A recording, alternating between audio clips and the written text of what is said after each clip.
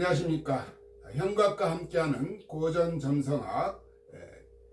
오늘은 지난 시간에 이어서 천구에 대해서 공부를 할 건데요. 우리가 지난 시간에 7개의 행성과 7행성과 12별자리의 기호에 대해서 완벽하게 이해를 하셨죠. 그래서 이 기호를 완전히 암기를 하지 않으면 나중에 네이탈 차트를 읽을 수 없다는 거 명심을 하셔야 될 것 같습니다. 그럼 천구라는 것은 뭐냐? 천구라는 것은 커다란 공처럼 생겨 있어요.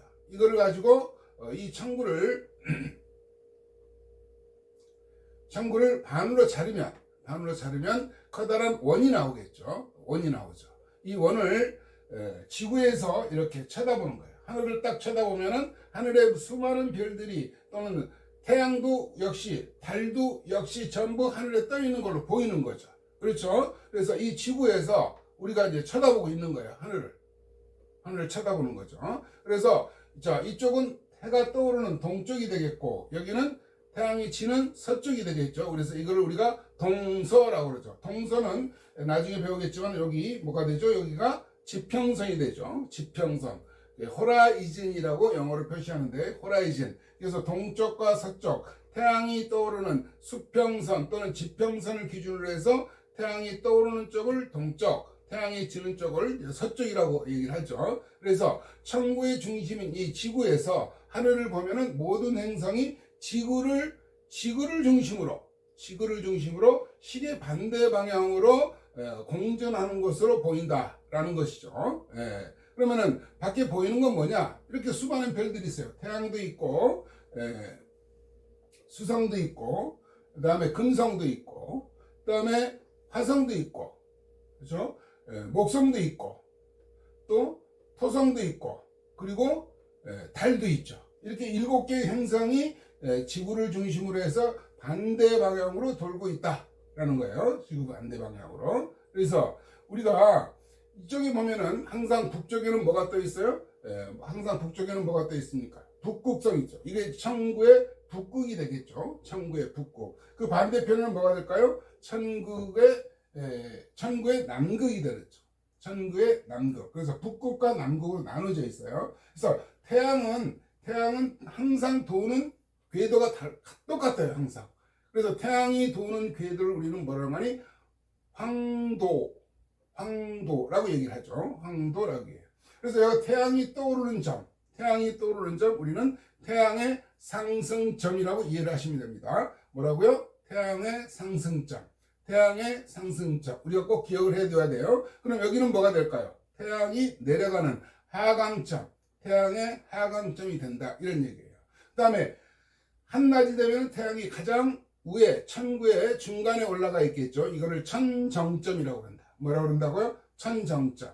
그 다음에 한밤중이 되면 태양이 저 밑으로 내려가겠죠. 이걸 우리는 천저점. 그래서 우리가 여기서 이 천구에서 꼭 암기를 기억을 해 두어야 될 것은 뭐가 있느냐면은 태양의 상승점, 태양의 하강점,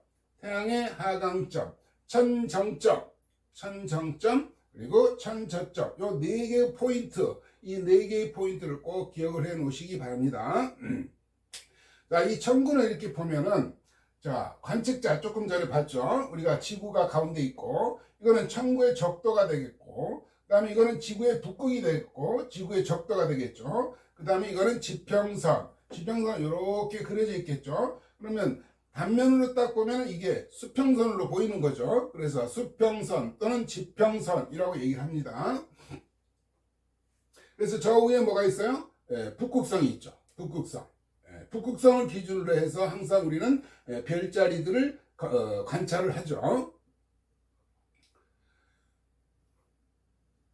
자, 여기 이렇게 쫙 수평선을 딱 그으면 이게 뭐가 되는 거예요? 지평선 또는 수평선이라고 그랬어요. 이거 영어로 호라이즌이다 그랬어요. 그러면 태양이 호라이즌 위에 있으면 뭐가 되는 거예요? 낮이 되는 거예요. 한낮, 태양이 떠 있을 때. 그 다음에 태양이 호라이즌 밑에 있다 했을 경우에는 뭐가 되는 거예요? 밤이 되는 거죠. 그래서 우리가 태양이 호라이즌 위에 있는 거는 낮 차트, 낮에 태어난 차트다 이렇게 보고 태양이 밑에 있을 경우 즉 호라이즌 밑에 있을 경우에는 우리는 밤에 태어난 사람으로서 밤 차트 이렇게 이야기를 합니다. 그래서 항상 동쪽과 서쪽이 있는데 동쪽은 곧 뭐라고 그랬어요?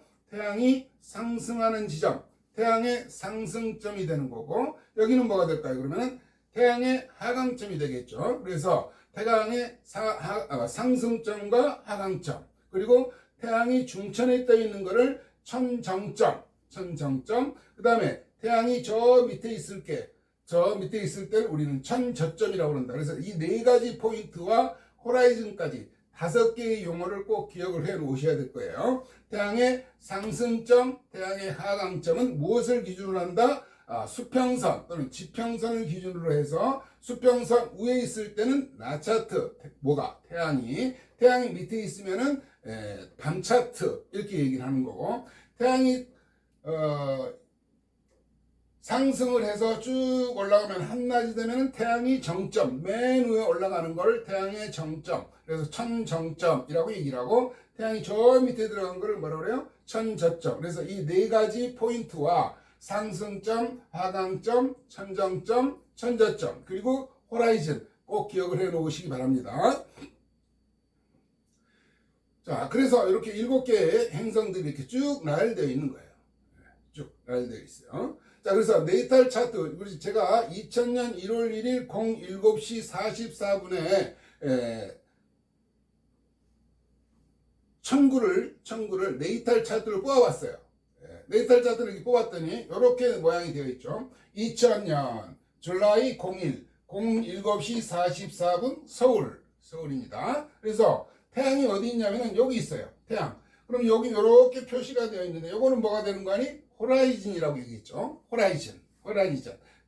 수평선 또는 지평선이라고 그랬어요. 그럼 태양이 아직 수평선 위에 있지 않죠. 그렇죠? 이거는 막 태양이 떠오르려고 하는 시점이에요. 이럴 때는 뭐가 되는 거예요? 여명이 밝아오는 거죠. 여명이 밝아요. 제가 아침에 매년 1월 1일이 되면은 제가 사는 동네 산에 태양의 일출을 보기 위해서 산에 올라갑니다. 그래서 보통 1월 1일에 7시 40분에서 50분 사이에 태양이 이렇게 쫙 떠올라요. 그럼 많은 사람들이 산 위에 올라가서 태양이 올라오는 것을 보고, 태양이 일출을 하는 것을 보고 뭐 소원을 빌기도 하죠. 그래서 요거는 2000년 1월 1일에 7시 44분에 서울의 모양입니다. 자, 우리가 지난 시간에 배웠던 여기 기호들이 여기 다 이렇게 있어요. 기호들이. 그 다음에 요거는 뭐예요? 요거는 별자리가 되겠죠. 그래서 12별자리. 그래서 천구 360도를 12개로 나누었어요. 자, 요 모양은 뭐라요? 양자리, 황소자리. 순서가 그렇게 되어 있죠. 양자리, 황소자리, 쌍둥이 자리, 개자리, 사자자리. 이렇게 꼬부라진 건 처녀라고 그랬죠. 이렇게 화살표가 있는 거는 전갈. 그렇죠. 처녀, 천칭, 전갈, 사수, 그 다음에 염소, 그 다음에 물병, 그 다음에 물고기, 이렇게 해서 12개 칸으로 나눠졌어요. 자, 천구를 360도를 몇 도씩 나눴을까요? 30도씩 나눴어요. 그래서 요거 하나는 여기서부터 여기까지는 30도씩 되는 거예요. 30도씩. 자, 이렇게 생긴 게 네이탈 차트입니다. 이게 네이탈 차트예요. 그래서 하늘은 우리 고대의 천문학자들은 하늘은 10개의 구조로 되어 있다고 그랬어요. 그래서 이걸 우리는 하늘의 10층 구조라고 얘기를 하는데, 자, 태양을 중심으로 해서 제일 멀리 있는 것을 10하늘, 여기는 조물주인 절대신이 있다라고 했죠. 이것을 10하늘. 그 밑에 뭐가 있냐면 9번째 하늘 조디악, 태양이 도는 황도대, 이거를 우리는 구하늘이라고 보고, 그 다음에 항성들이 있는, 즉 픽스스타, 움직이지 않는 항성들이 있는 것을 우리는 팔하늘, 그 다음에 태양에서부터 가장 멀리 떨어져 있는 토성, 그리고 목성, 그리고 화성, 여기까지가 전부 지구 밖에 있는 거다 그랬어요. 이거는 외행성이 되는 거죠. 외행성. 그 다음에 태양이 또 있고, 태양이 들어오면서 이거를 갖다가 우리는 사하늘이라고 얘기를 하는데, 그 태양이 그러니까 태양이 나타나기 전까지는 인간의 개별성이 없다고 봤어요. 그래서 네 번째 하늘인 사하늘이 되면서 곧 뭐가 나오니 태양을 지나면서 인간의 개별성이 생겼다라고 우리 고전 그 점성가들은 그렇게 봤던 얘기죠. 그 다음에 내행성으로 들어가서 금성, 삼하늘이 되는 거죠. 그리고 수성, 그리고 달을 지구를 돌고 있는 달, 이것까지 해서 이거는 일하늘이다. 그래서 달이 나타나면서부터 달에서 육신이 창조됐다. 달에서부터 육신이 창조됐다. 그래서 영혼과 육신이 생겼다라고 봤죠. 그래서 여기에서 각 개인의 영혼이 나눠지는 거죠.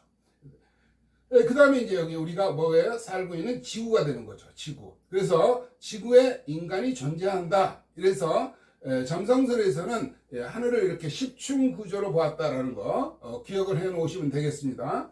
우리가 일반적으로 점성술은 종류가 어떤 것이 있느냐 하면은, 자, 점성술은 최초의 국가의 흥망성쇠를 보기 위해서 나타났다고 그랬죠. 점성술의 종류에는 전통, 우리가 공부하고자 하는 전통 고전 점성술과 그 다음에 현대 심리 점성술이 있어요. 그럼 고전 점성술은 뭐고 심리 점성술은 뭐냐? 고전 점성술은 미래의 사건을 예측하는 거예요.